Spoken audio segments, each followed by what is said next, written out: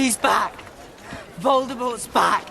Cedric, he asked me to bring his body back. In my previous video on the dark side of science, I have compared power abuse in research to the iconic antagonist of Harry Potter, Voldemort.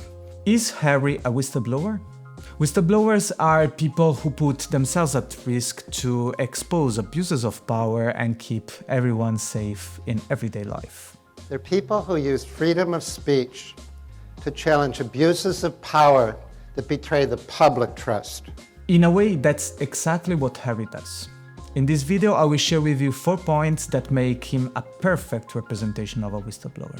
In the lecture series titled Heroes and Legend, the most influential character of literature, Professor Thomas Shippey analyzes iconic figures from classical to modern literature and how they reflect our world. The last episode is dedicated to Harry Potter.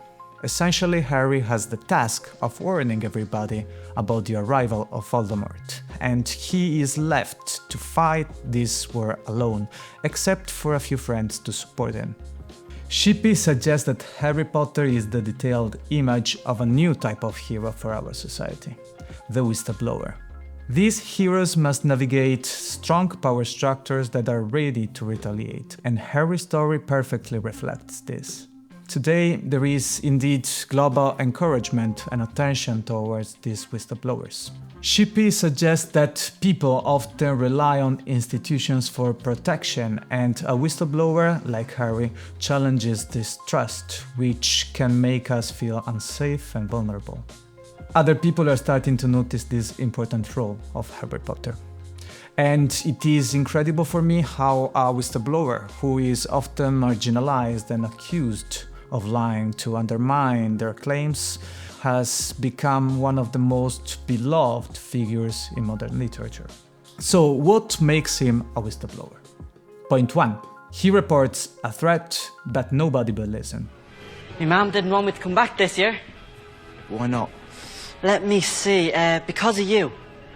The Daily Prophet's been saying a lot of things about you, Harry, and about Dumbledore as well. What, and your mum believes them? Well, nobody was there the night Cedric died. Oh, well, I guess you should read the Prophet then, like your stupid mother. It'll tell you everything you need to know. Don't you dare talk about my mother like I'll that. have a go at anyone that calls me a liar.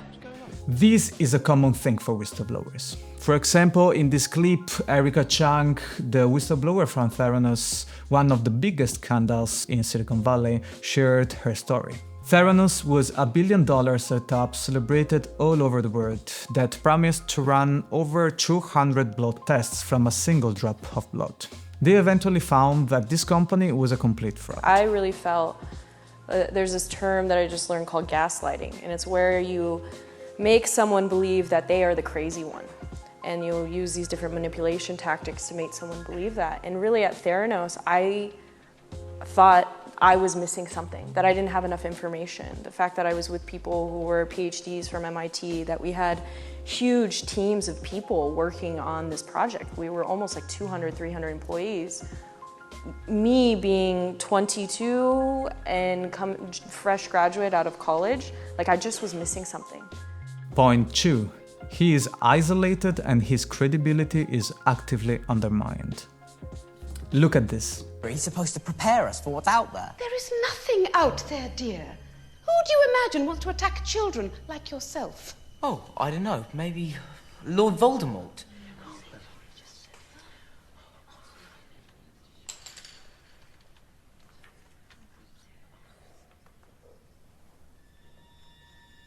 Now let me make this quite plain. You have been told that a certain dark wizard is at large once again.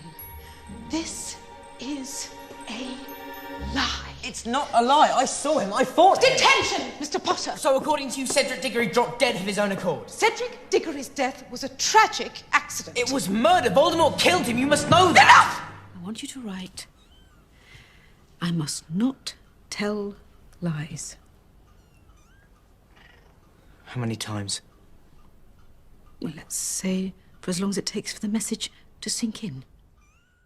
The way the government actually tries to undermine Harry is a piece of storytelling. Dolores, the representative of the Ministry of Culture sent to Hogwarts to replace Dumbledore, is the representation of the system.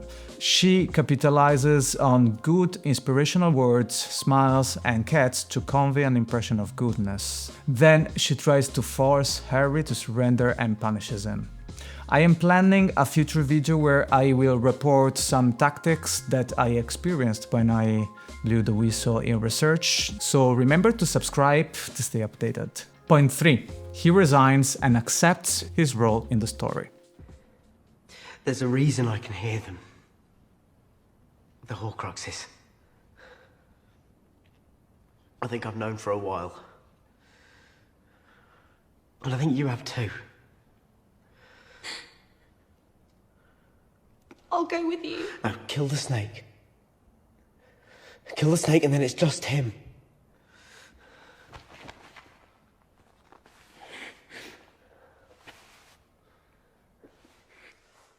Now, here is a crucial point. Harry Potter doesn't actively look for Voldemort. He's not an investigator or a police officer that he's excited to follow a thread. Could he live without Voldemort and just enjoy his friends, he would be very happy. Instead, he simply accepts that there is a threat and someone must stop it. In this section, Harry must go look for Horcruxes. He knows it will be difficult, but he cannot just say no. He finds himself in an uncomfortable position and chooses not to run. This brings us to our fourth and final point. He self-sacrifices.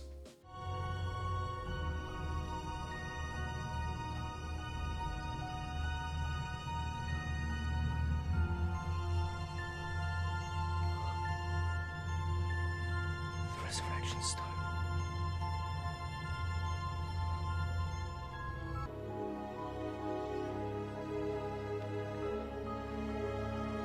Stay close to me. Always.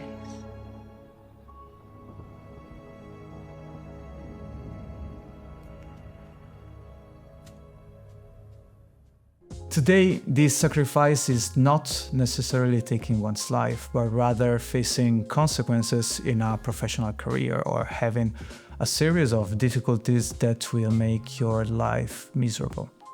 This is why Tom Devine from the Government Accountability Project calls the voice of whistleblowers as the sound of professional suicide. The Government Accountability Project where I work, we call whistleblowing the sound of professional suicide. Harry Potter is the contemporary image of a whistleblower. He reports an uncomfortable threat that nobody likes to speak about and is surrounded by loneliness.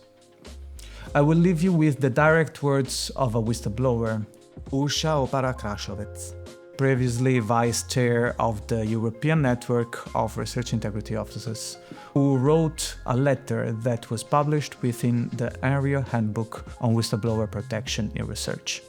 It's a beautiful letter. Thank you very much for watching.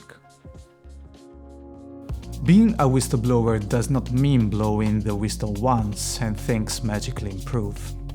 Advocating for values and fighting for positive changes in academic culture is much more like climbing a steep mountain when the rocks are falling upon you and the earth is crumbling beneath your feet.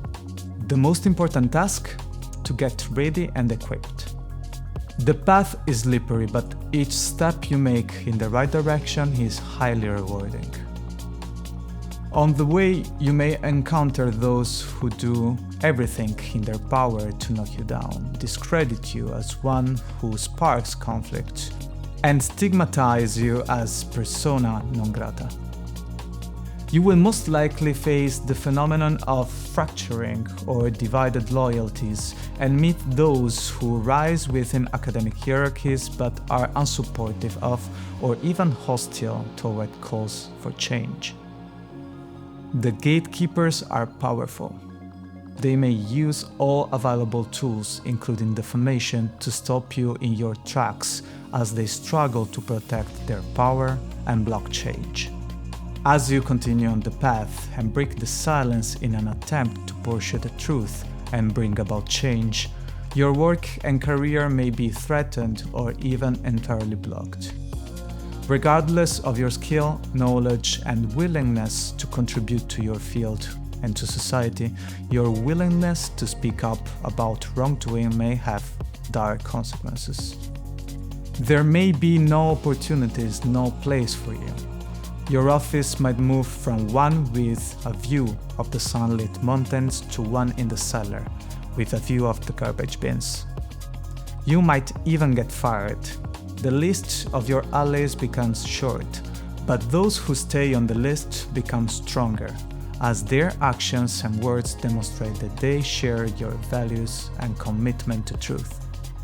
Do not expect to stay on the list of those who hold powerful positions but place their own interests first, but know that your devotion to those on your list who fight for what is just and right will grow.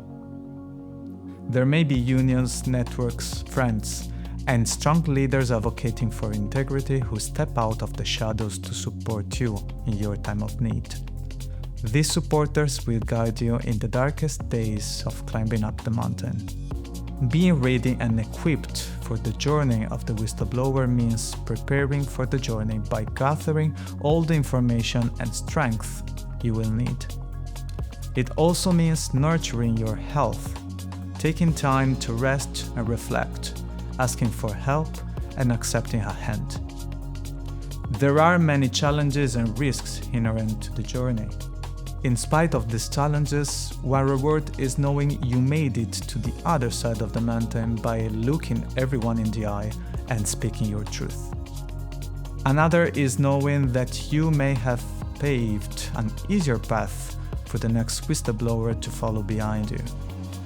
Perhaps the greatest reward is knowing that you may have made a difference, even a small one, by leaving the mountain better than you found it. A call to those in power positions. There is still a long and steep way towards fair and inclusive academic culture. If you honestly aim for science to serve societal needs, please do your part to demonstrate that by encouraging and listening to the people who speak up about wrongdoings, and protect and acknowledge the whistleblowers as they take each frightening step. In any case, it is safer, faster, less expensive, and much more enjoyable to climb together.